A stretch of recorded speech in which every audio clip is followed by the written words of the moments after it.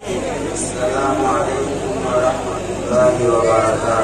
وعلیکم السلام ورحمۃ اللہ وبرکاتہ.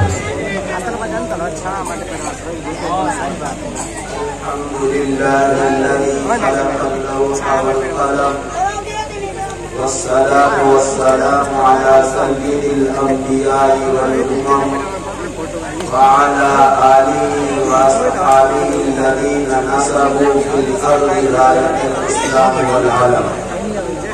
أما بعد وقد قال الله تبارك وتعالى في القرآن المجيد: أعوذ بالله من الشيطان الرجيم. بسم الله الرحمن الرحيم. اقرأ باسم ربك الذي خلق الإنسان من علق.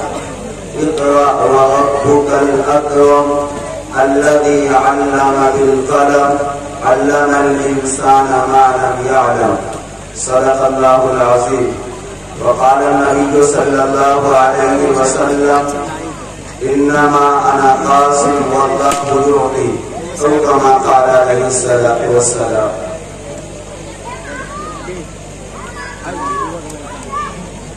سب سے پہلے میں مجمع سے انتہائی الحاح و لجاجت کے ساتھ درخواست کرتا ہوں، آپ اگر ایک طرف بیٹھے رہیں گے تو ذہن سے باتیں نکل جائیں گی. ہم جس انداز سے کہنا چاہیں گے آپ سے بات نہیں کر سکیں گے. یقیناً آپ کا مقام تو یہ ہے کہ آپ کو صوفے پر بٹھایا جاتا، لیکن نبی کی نسبت پر یہ دری ہم نے آپ کے لیے انتظام کیا ہے.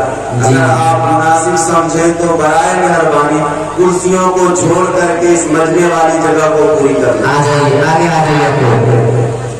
اللہ کے واسطے یہ جگہ لے لیں تاکہ ہم اپنی بات آپ کے سامنے اچھے انداز سے رکھ سکیں.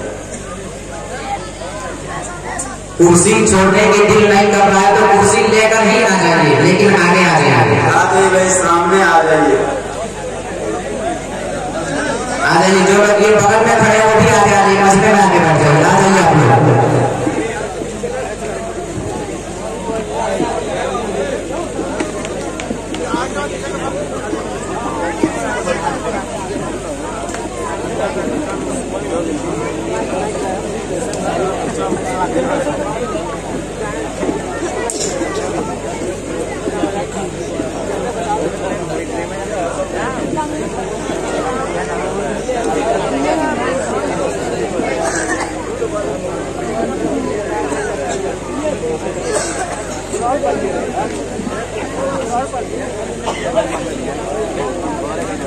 اس کے بعد میں دل کی اتھاہ گہرائیوں سے مدرسہ تجوید القرآن دار التربیت الاسلامیہ کے اراکین کو مبارکباد پیش کرتا ہوں کہ جنہوں نے انتہائی کوشش اور محنت کے ذریعے سے یہ بزم سجایا اور سنوارا ہے.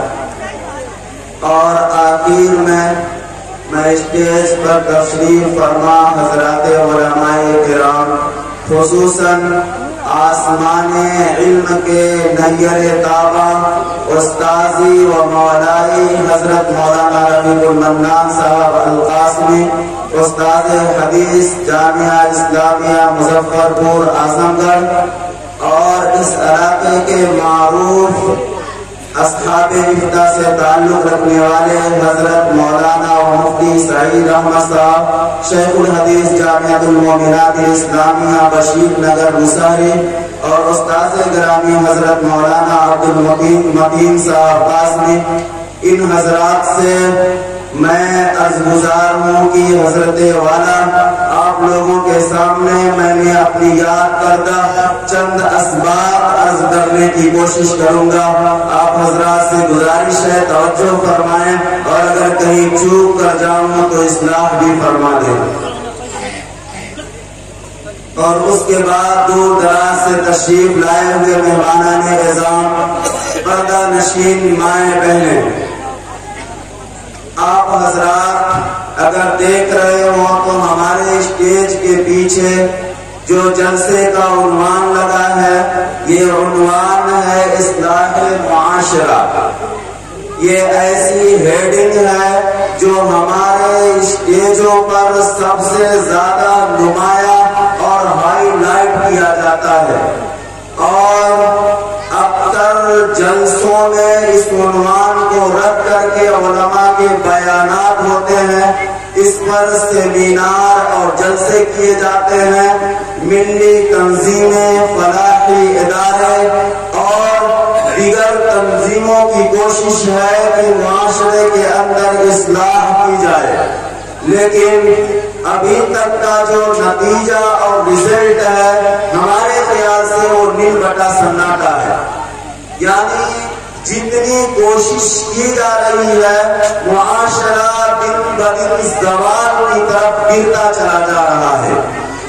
بے پردگی ہمارے معاشرے کے اندر عام ہے، فحاشی کا ہمارے معاشرے کے اندر سیلاب ہے، زناکاری ہمارے معاشرے کے اندر خوب کی جاتی ہے، شراب برملا پی جاتی ہے، جھوٹ بولا جاتا ہے، سود کھایا جاتا ہے۔ غرضے کی میں کیا بناؤں، کون سی وہ برائی نہیں ہے جو ہمارے معاشرے کے اندر پائی نہیں جاتی ہے، اور اوپر سے یہ علماء کرام کے بیانات آخر کارگر کیوں نہیں ہو رہے ہیں، ان کی کوششیں کچھ نتیجہ کچھ ثمرہ کیوں نہیں دکھا رہی ہیں۔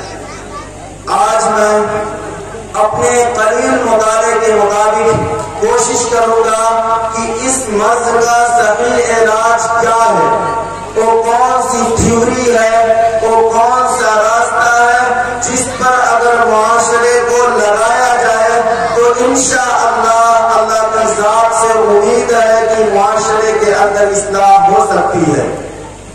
ہمیں اس کے لیے قرآن مجید جیسی کتاب کا رخ کرنا پڑے گا، اس لیے کہ ہر صاحب ایمان کا عقیدہ ہے کہ قرآن جناب محمد رسول اللہ صلی اللہ علیہ وسلم پر نازل کی جانے والی ایسی کتاب ہے جس میں قیامت کی صبح تک پیش آنے والے انسانوں کے ہر مسئلے کا حل موجود ہے۔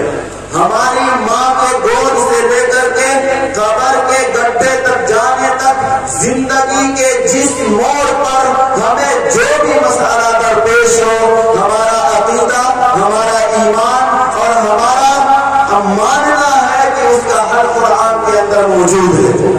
بزرگوں اور دوستوں، ہم نے اختصار کے ساتھ آپ کے سامنے معاشرے کے اندر جو برائیاں پائی جاتی ہیں اس کا خلاصہ پیش کیا ہے۔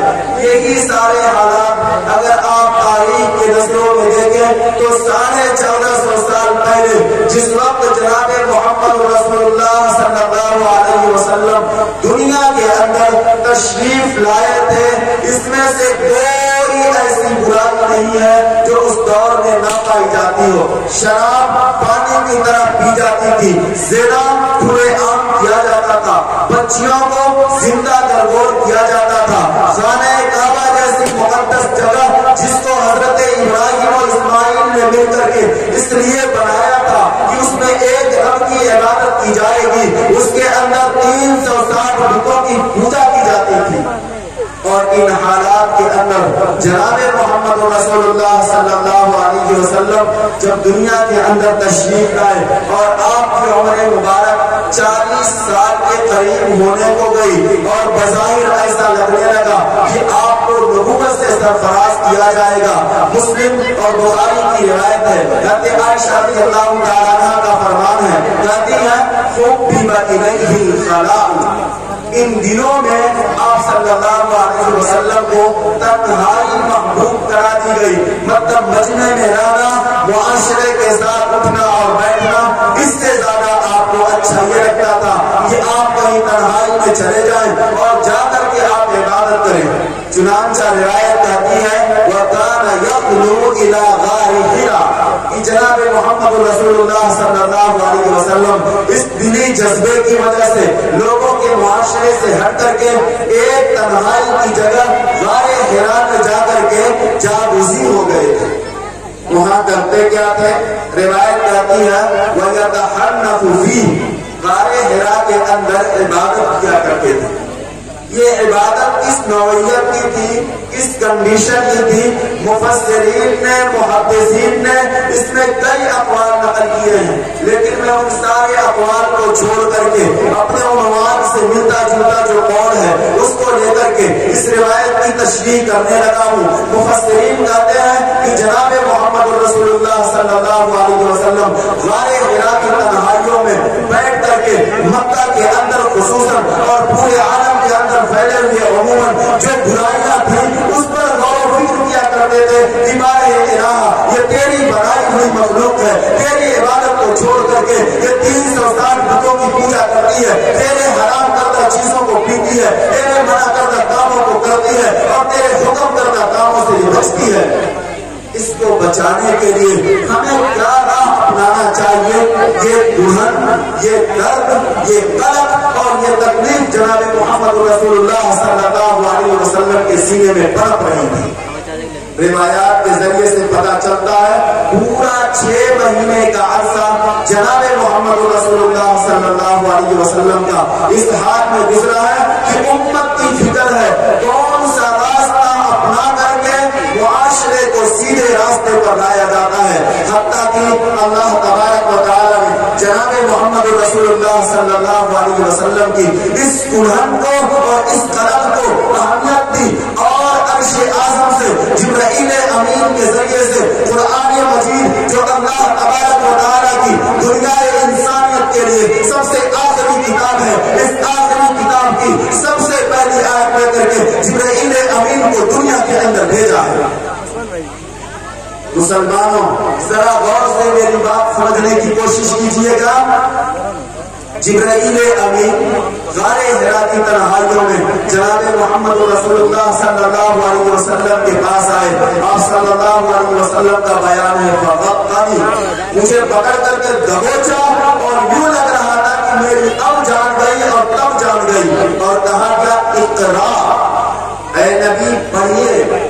آپ صلی اللہ علیہ وسلم نے معذرت کی، ما انا بقاری، میں امی آدمی ہوں، میں نے کبھی اسکول کا کسی مکتب کا در و در نہیں دیکھا ہے، مجھے پڑھنا لکھنا نہیں آتا ہے۔ جبرائیل نے پکڑ کر کے دبایا، پھر چھوڑا اور اس کے بعد پھر کہا کہ اقرا پڑھیے۔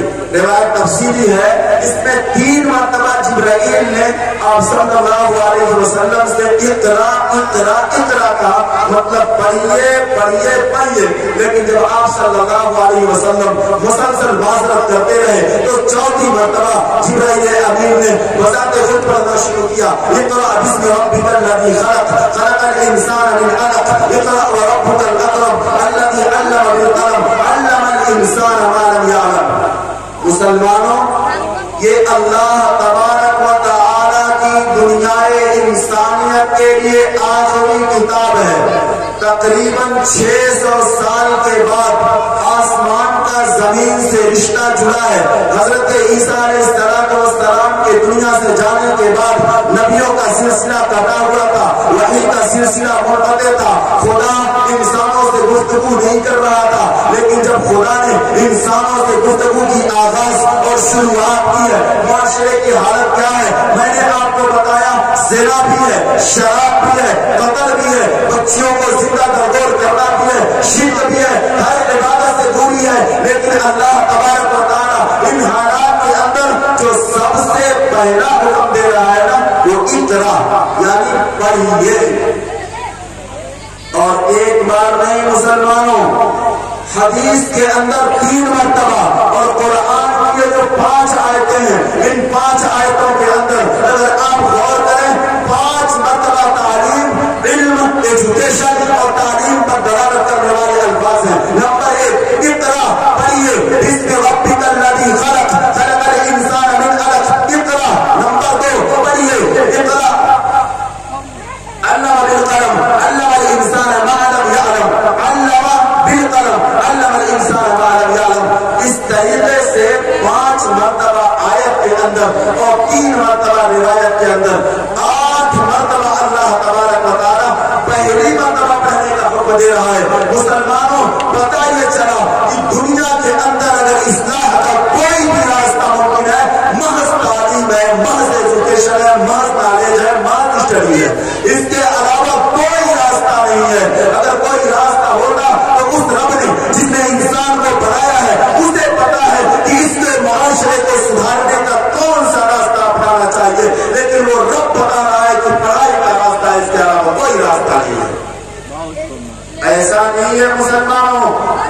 جتنی برائیاں آپ کے سامنے نقل کی ہیں یہ برائیوں سے متعلق قرآن میں آیات نہیں ہیں.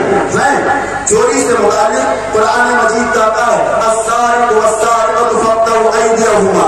زنا سے متعلق قرآن کہتا ہے الزانیۃ والزانی فارجموہما نکالا من اللہ. اس طریقے سے نماز سے متعلق قرآن کہتا ہے اقیموا الصلاۃ. زکات سے متعلق قرآن کہتا ہے آتوا الزکات.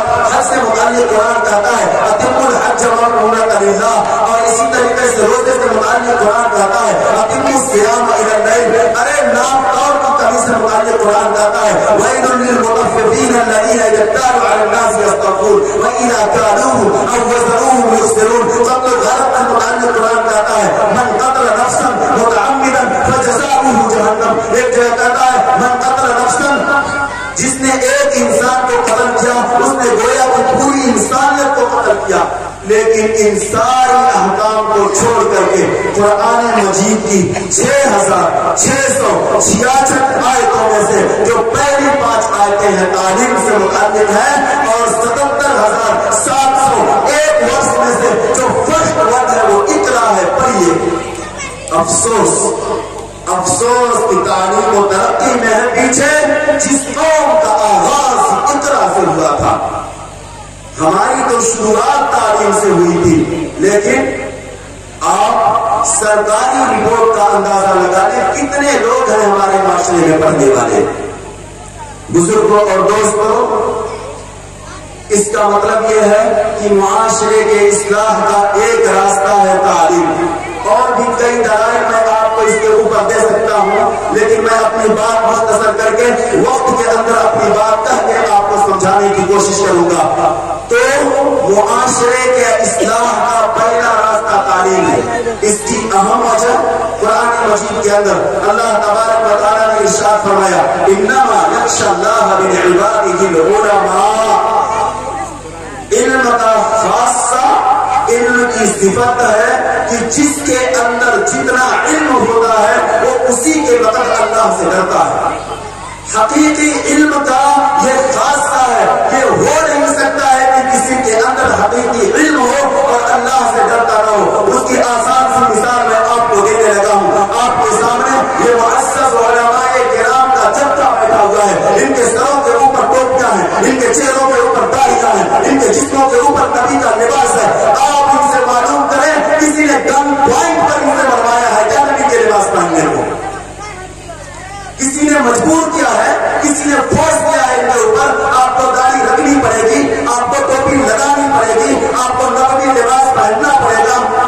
نہیں 100 بار نہیں. ان کے دلوں کے اندر جو خدائی علم ہے, نبی کا لایا ہوا پیغام ہے, وہ پڑھا ہوا قرآن کا سبق اور احادیث کی روایتیں ہیں, وہ کہہ رہی ہیں کہ تمہارا سیدھا راستہ یہ ہے, اس کے مطابق زندگی گزارنی ہے.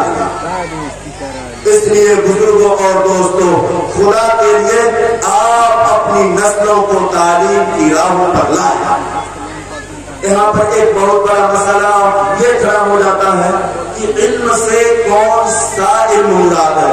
چونکہ علم کو دنیا والوں نے 2 کیٹیگری میں 2 حصوں میں ڈیوائڈ کر دیا ہے, تقسیم کر دیا ہے. ایک دین کا علم جس کو مدرسوں میں مکتبوں کے ذریعے سے پڑھایا جاتا ہے, اور دوسرا دنیا کا علم جس کو اسکول, کالجز اور یونیورسٹیز کے ذریعے سے پڑھایا جاتا ہے. اب اس سے مراد کون سا علم ہے؟ بزرگوں اور دوستوں میں اپنی مغزماری کروں, اپنی عقل سے کوئی دلیل دوں, اس سے بچتے ہوئے میں نے قرآن مجید کی جو آیت پیش کی ہے اسی سے اپنی بات کو مکمل کرنے کی کوشش کروں گا. اللہ تبارک و تعالیٰ کہتا ہے پڑھو اس رب کے نام سے جس نے انسان کو پیدا کیا.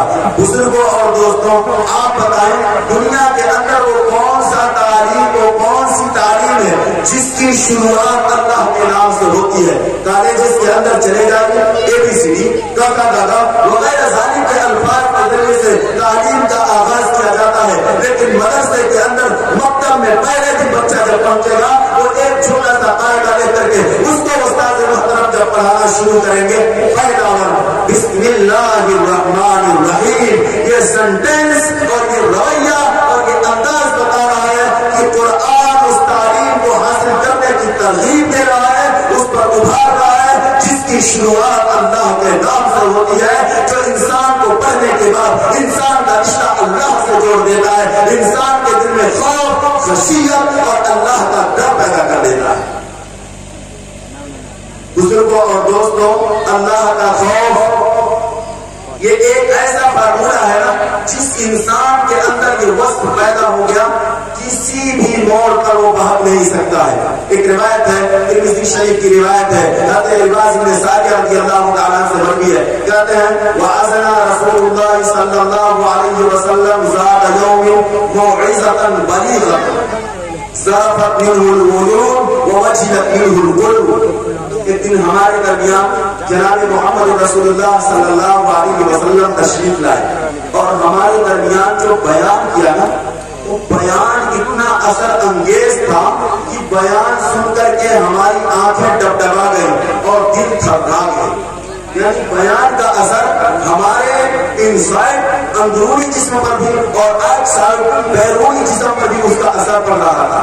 صحابہ کہتے ہیں کہ ہم نے جناب محمد رسول اللہ صلی اللہ علیہ وسلم کے درد انگیز لب و لہجے کو اور دل میں چبھتے ہوئے الفاظ کو سن کر کے اندازہ لگایا، یا رسول اللہ ہذہ موعظۃ معطرہ، ایسا لگ رہا ہے کہ آپ اب ہمیں دنیا میں چھوڑ جانے والے ہیں، آپ دنیا سے پردہ فرما جانے والے ہیں۔ تو جس طریقے سے کسی بھی گھر کا بڑا آدمی اگر بظاہر ایسا لگ رہا ہو کہ اب اس کی موت آنے والی ہے، اپنے بچوں کو، اپنی اولاد کو تنہا چھوڑ جانے والا ہے، تو اپنے گھر والوں کو انتہائی اہم وصیت اور نصیحت کر جاتا ہے، تو اللہ کے رسول آپ بھی ہمیں کوئی وصیت اور نصیحت کر جائیے۔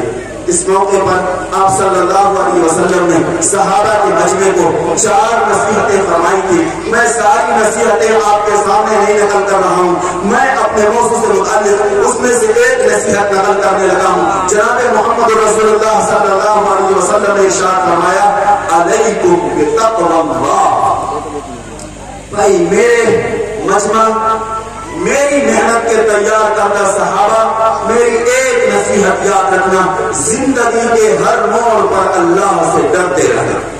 کوئی بھی قدم اٹھانے سے پہلے، بزنس جب کرنے جانا نا، ناپ توڑ سے پہلے سوچ لینا کہ میں یہ کام جو کر رہا ہوں اللہ کی نظر میں اچھا کر رہا ہوں یا برا کر رہا ہوں۔ جب رشتہ کرنے جانا نا، کسی کا ہاتھ لینے سے پہلے سوچ لینا میں اللہ اور اس کے رسول کے احکام کے مطابق کر رہا ہوں یا نہیں کر رہا ہوں۔ جب اپنا گھر اور مکان بنانے جانا نا، تو اللہ اور اس کے رسول کے حکموں کا خیال کر لینا۔ جب کسی کے اوپر ظلم کے ہاتھ اٹھانے جانا نا، اس سے پہلے سوچ لینا کہ اللہ کے حکموں کے مطابق کر رہا ہوں یا نہیں کر رہا ہوں۔ ارے تقویٰ واحد فارمولہ ہے، خدا کی قسم، جس کے ذریعے سے گناہوں سے بچا جا سکتا ہے۔ اس کے علاوہ جتنے بھی راستے ہیں، ماں باپ کا ڈر ہے، انسان اس وقت تک گناہوں سے بچے گا جب تک ماں باپ سامنے ہیں۔ جیسے ماں باپ نظروں سے اوچھل ہوئے، آدمی اپنی حرکت کر دکھائے گا۔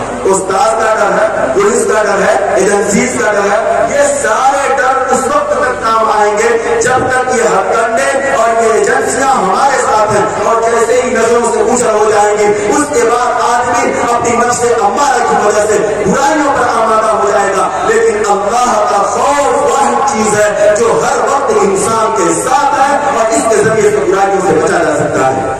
مولانا علی نبی رحمۃ اللہ علیہ کی ایک کتاب ہے عربی کے اندر، ماذا خسر العالم باتفاق المسلمین، اس کا اردو میں بھی یہ کتاب ہے، انسانی دنیا پر مسلمانوں کے عروج و زوال کا اثر۔ کتاب انتہائی زبردست ہے، ہر پڑھے لکھے لوگوں کو مجمع سے اسے مطالعہ کرنا چاہیے۔ اس کتاب کی وجہ سے مولانا علی نبی رحمۃ اللہ علیہ عرب و عجم کے ماہر علماء کرام میں شمار ہونے لگے۔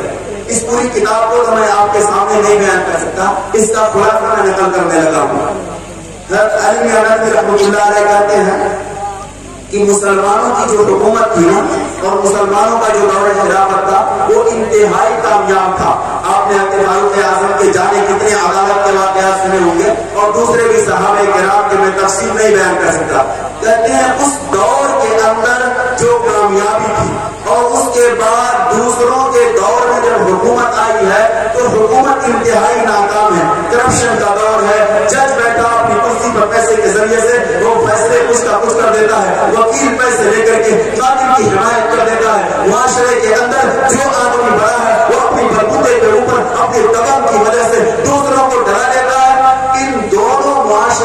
ڈفرینس اور فرق ہے وہ بنیادی اور امپورٹینس فرق یہ ہے کہ اس معاشرے کے اندر ہر حکمران کے دل میں اللہ کا خوف تھا اور اس معاشرے کے کسی بھی فرد کے اندر اللہ کا خوف نہیں ہے. جب تک اللہ کا خوف دلوں کے اندر نہ آ جائے اس وقت تک معاشرے کو صحیح راستے پر نہیں لایا جا سکتا ہے. اور اس کا واحد راستہ میں آپ کو شروع سے بتاتا چلا آ رہا ہوں علم تعلیم ہے. اس لیے کہ تعلیم کا خاصہ قرآن کہہ رہا ہے کہ اس سے اللہ کا خوف آتا ہے. اس کے علاوہ کوئی مشین نہیں ہے کہ واشنگ مشین میں آپ کو ڈال کر کے واش کر دیا جائے اور آپ کے قلب کو کلیئر کر دیا جائے اس کے ذریعے سے آپ کے دل میں اللہ کا خوف آ جائے. نہیں ہو سکتا. اور ان جلسے بیانات کے فائدے ہیں. میں من کل الوجوہ منکر نہیں ہوں لیکن خدا کی قسم ان جلسوں کے ذریعے سے صرف آپ کے دل کو مہمیز لگایا جا سکتا ہے. وقتی طور پر جذبہ اور امنگ پیدا کیا جا سکتا ہے. دائمی طور پر آپ کو دین کے راستے پر اللہ اس کے رسول کے راستے پر نہیں لگایا جا سکتا. علم کے ذریعے سے اور اللہ کے ڈر کے ذریعے سے دائمی طور پر آپ کو اللہ کے دین پر چلایا جا سکتا ہے.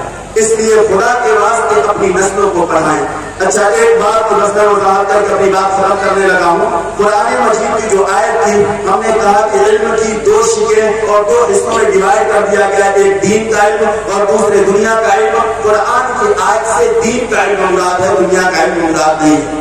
لیکن اس کا یہ مقصد ہرگز نہیں ہے کہ دنیا کے علوم حاصل نہ کیے جائیں. آپ اپنے بیٹے کو ڈاکٹر انجینئر آفیسر آپ نہ بنائیں. ایسا نہیں ہے. علامہ سرمودی رحمۃ اللہ علیہ نے تعلیم المتعلم کی طریق تعلم کے اندر لکھا ہے جس طریقے سے ہر گاؤں کے اندر ایک عالم کا ہونا فرض کفایہ ہے, ایک مفتی کا ہونا فرض کفایہ ہے, ایک حافظ کا ہونا فرض کفایہ ہے. اگر پوری بستی کے اندر ایک بھی عالم دین نہیں ہے پوری بستی گنہگار ہوگی. اگر پوری بستی کے اندر ایک بھی حافظ قرآن نہیں ہے پوری بستی گنہگار ہوگی. اسی طریقے سے ہر بستی کے اندر ایک ڈاکٹر کا ہونا فرض کفایہ ہے, ایک انجینئر کا ہونا فرض کفایہ ہے, ایک لائر کا ہونا فرض کفایہ ہے. ارے چھوٹے سے چھوٹے کام کے لیے ایک بہی کا ایک درزی کا بھی ہونا فرض کفایہ ہے. اگر یہ چیز جاننے والے نہیں ہے پورا معاشرہ گنہگار ہو رہا ہے. اس لیے کہ دین کے سینکڑوں ایسے مسائل ہیں جن مسائل کو حل ہی اس وقت کیا جا سکتا ہے دنیا کے علوم.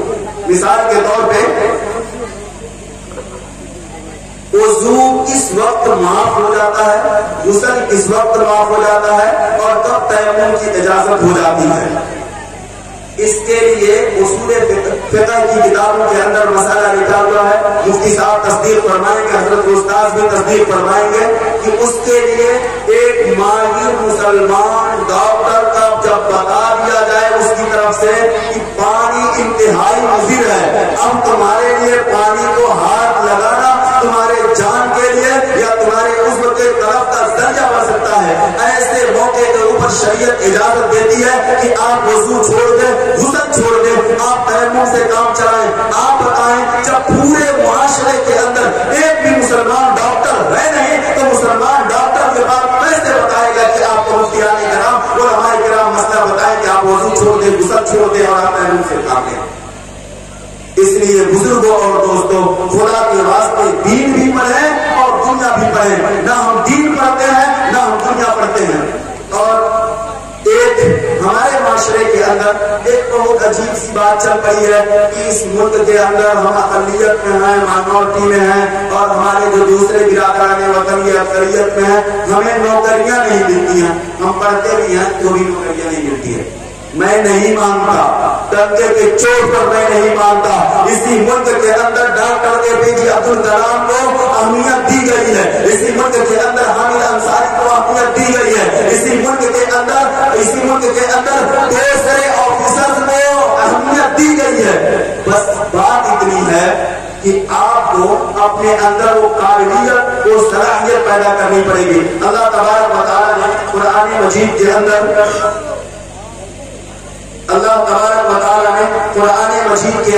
سورہ یوسف میں ایک بہت تفصیلی واقعہ نقل کیا. میں مکمل واقعہ نہیں سنانا چاہ رہا. اس واقعے کے آخر میں حضرت یوسف علیہ السلام ملک مصر میں بادشاہ بن گئے.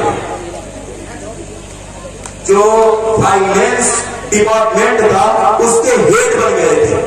بنے کیسے تھے یہ بڑا تفصیلی واقعہ ہے، لیکن میں یہ نہیں بتا سکتا آپ کو، وقت چونکہ ہمارا محدود ہے، اس لیے میں یہ بتا رہا ہوں اس ملک کے اندر ملک مسلم ہے نا، ایک یعقوب علیہ السلام کا تنہا خاندان مسلمانوں کا تھا، باقی سب غیروں کا خاندان اور پورے ملک کے اوپر بادشاہ دوستوں کی تھی، لیکن ان کے اوپر ایسی مصیبت آئی، 14 سال کا فائنینشل یہ ماتھا پیچی کا سسٹم آیا کہ بادشاہ کے ماتھے نے جواب دے دیا اور اسے مجبور ہو کر کے حضرت یوسف علیہ السلام کو اپنے فائنینشل ڈپارٹمنٹ کا ہیڈ بنانا پڑا، اس لیے کہ اس کے پورے ملک کے اندر اس بہتات سے بچانے والا سوائے حضرت یوسف علیہ السلام کے ایک فرد بھی موجود نہیں تھا۔ یہ آسان سی بات ہے، جب ہمارا کپڑا ہمارے باپ اچھی طرح سل لیں گے، ہم دوسرے درزی کے پاس کیوں نہیں جائیں گے کپڑا سلانے؟ اسی طرح جب دوسرے قوم کے لوگ اپنے آفیسر ان کے پاس اچھے ہیں، ان کے ڈاکٹر اچھے ہیں، آپ کو نوکری کیوں دیں گے؟ آپ کو قابلیت، صلاحیت، استعداد اس قابل بنانی پڑے گی کہ ڈنڈے کے چوٹ پر کہہ سکے تمہارا کام بس میں کر سکتا ہوں اور تمہارے اندر کوئی نہیں ہے۔ اس قابل آپ کو اپنی نسلوں کو بنانا ہوگا۔ اللہ تبارک و تعالی ہمیں آپ کو کہنے سننے سے زیادہ توفیق عمل کرنے کی توفیق دے، وآخر دعوانا الحمدللہ۔